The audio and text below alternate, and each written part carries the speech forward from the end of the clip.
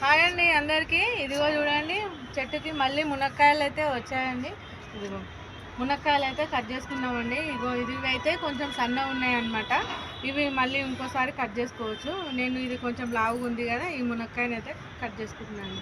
ఇప్పుడు అన్నీ ఆకులు రాలే టైం కదండి, అంత ఎట్లుంది చూడండి, ఆకులన్నీ రాలుతున్నాయి అనమాట. కొత్త చిగురులు వచ్చి మళ్ళీ పూత స్టార్ట్ అయితే మళ్ళీ మునక్కాయలు చాలా బాగా వస్తాయి.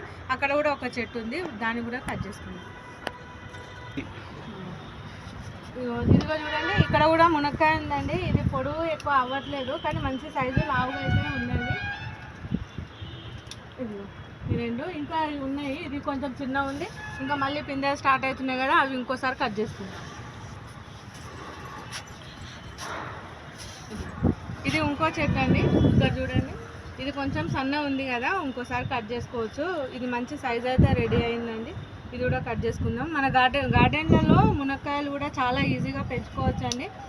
ఇవి విత్తనాలతో పెంచుకోవచ్చు. మన స్టెమ్ కటింగ్ తోటి కూడా మనం మళ్ళీ పెట్టుకుంటే మునక్కాయ చెట్లు అయితే మంచిగా రెడీ అయ్యి మనకి ఇట్లాంటి మునక్కాయలు అయితే తీసుకోవచ్చు అండి.